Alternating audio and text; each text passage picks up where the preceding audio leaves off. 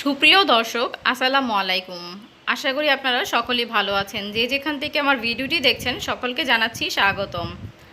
আজ আমি তৈরি করেছি সবার কলিজা ঠান্ডা করার মতো একটি রেসিপি। দেখতেই কিন্তু পেরেছেন আপনারা আমি কি তৈরি করেছি। আজ আমি ঘরে কিভাবে মিষ্টি দই তৈরি করেছি সেই ভিডিওটি আপনাদের সাথে শেয়ার করছি।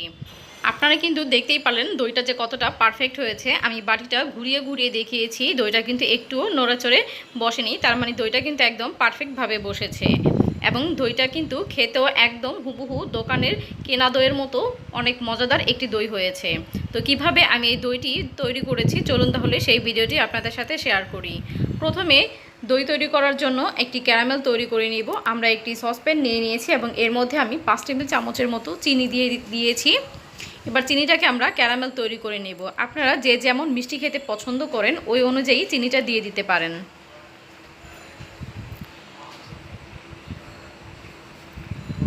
চিনিটা কিন্তু পুড়িয়ে ফেলা যাবে না, এটা সুন্দর একটি কালার আসা পর্যন্ত ভেজে নিতে হবে।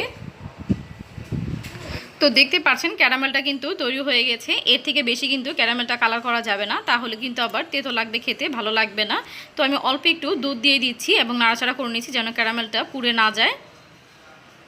তো আমি দুধের সাথে একটু ভালো করে মিক্স করে নিচ্ছি। এখন সম্পূর্ণ দুধটা এর মধ্যে দিয়ে দিব। আমি এখানে 1 লিটার দুধ নিয়েছি। আপনারা চাইলে গরুর দুধ অথবা প্যাকেটের দুধ দিয়েও কিন্তু তৈরি করে নিতে পারেন এই মিষ্টি দইটা। তো আমি 1 লিটার দুধ সম্পূর্ণ দিয়ে দিলাম। এবার দুধটাকে জাল করে ঘন করে নেব। অন্যদিকে আমি দইয়ের বীজ নিয়ে নিচ্ছি। দইয়ের বীজ মানে হচ্ছে পুরনো দই নিয়ে নিতে হবে। তো আমি এখানে 3 টেবিল চামচ দই নিয়ে নিচ্ছি। দেখতে পাচ্ছেন এটাও কিন্তু মিষ্টি দই, আপনারা টক দই দিয়েও করতে পারেন। তবে দইটাকে কিন্তু অবশ্যই খুব ভালো করে পানি ঝরিয়ে নিতে হবে, তা না হয় কিন্তু দইয়ের মধ্যে যদি পানি থাকে তাহলে আমরা নতুন যে দইটা পাতবো সেই দইটাও কিন্তু পাতলা হবে। তো আমি এদিকে পানি ঝরতে দিয়েছি আর অন্যদিকে দুধের কাছে চলে এসেছি। দেখতে পাচ্ছেন দুধটা কিন্তু বলক চলে এসেছে। দুধটাকে জাল করে কিন্তু ঘন করে নিতে হবে। আমি এখানে 1 লিটার দুধ নিয়েছি। আমি প্রায় 10 থেকে 15 মিনিটের মতো দুধটাকে জাল করে ঘন করে কমিয়ে নিয়েছি। এইভাবে অনবরত নাড়তে থাকতে হবে, তা না হয় কিন্তু দুধটা আবার নিচে লেগে যেতে পারে।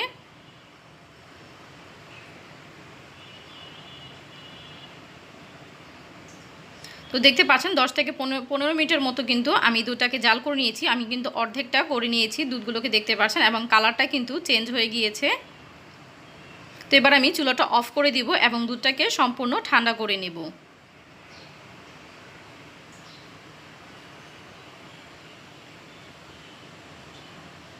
দুধটা সম্পূর্ণ ঠান্ডা হওয়ার পর ফিরে এসেছি। দেখতে পাচ্ছেন আমি এখানে দই যে পানি ঝরিয়ে রেখেছিলাম সেই দইটা নিয়ে নিচ্ছি একটি বাটির মধ্যে এবং একটি চামচের সাহায্যে দইটাকে খুব ভালো করে ফেটে নিতে হবে।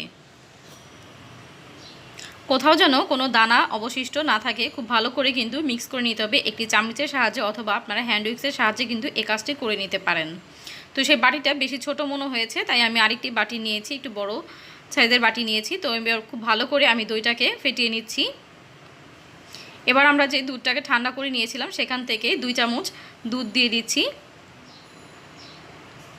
বা দুধের সাথে দইটাকে খুব ভালো করে মিক্স করে নিচ্ছি।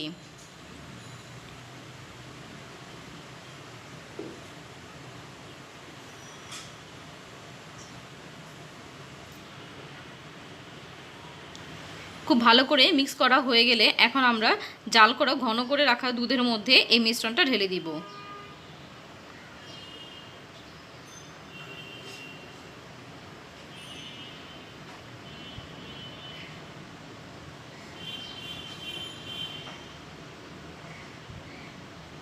সম্পূর্ণ মিশ্রণটা দেওয়া হয়ে গেলে এবার একটি চামচের সাহায্যে এবার খুব ভালো করে দুধের সাথে কিন্তু সেই দুধটাকে খুব ভালো করে নাড়াচাড়া করে মিশিয়ে দিতে হবে।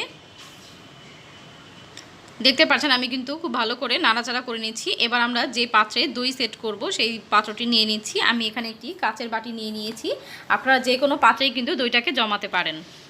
তো সম্পূর্ণ দুধ আমি বাটির মধ্যে ঢেলে দিয়েছি।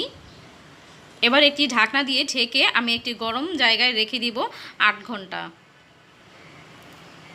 আপনারা চাইলে টাওয়াল অথবা কম্বল দিয়ে পেঁচিয়েও কিন্তু একটি গরম জায়গায় রেখে দিতে পারেন, যেখানে কোনো নাড়াচাড়া হবে না, সেরকম একটি জায়গায় রেখে দিতে হবে। তো 8 ঘন্টা পর আমি চেক করে নিয়েছিলাম, দইটা কিন্তু পারফেক্টভাবে জমে গিয়েছিল। তারপর আমি 2 ঘন্টার জন্য নর্মাল ফ্রিজে রেখেছিলাম। দেখতে পাচ্ছেন 2 ঘন্টা পর আমি বের করে এনেছি ফ্রিজ থেকে। দইটা কিন্তু কতটা পারফেক্ট হয়েছে। তো দেখতেই পাচ্ছেন দইটা কিন্তু একেবারেই পারফেক্ট হয়েছে এবং খুবই সুন্দর হয়েছে, অনেক স্মুথ হয়েছে দইটা দেখতে কিন্তু। এবার আপনাদেরকে আমি একটু কেটে দেখাচ্ছি এর ভেতরটা কেমন হয়েছে। আমার ভিডিওটি যদি আপনাদের কাছে ভালো লেগে থাকে তাহলে কিন্তু অবশ্যই চ্যানেলটিকে সাবস্ক্রাইব করে বেল আইকনটি বাজিয়ে দিবেন। তো এবার আমি দইটি আপনাদেরকে একটু কেটে দেখাচ্ছি, দেখতে পাচ্ছেন। দেখতে থাকুন। মাশাআল্লাহ, দইটা কিন্তু অনেক সুন্দর হয়েছে এবং খেতেও কিন্তু অনেক মজার হয়েছে। ভিডিওটি ভালো লাগলে অবশ্যই চ্যানেলের পাশে থাকবেন। আজ এ পর্যন্তই, আবারও হাজির হব মজার মজার রেসিপি নিয়ে। আল্লাহ হাফেজ।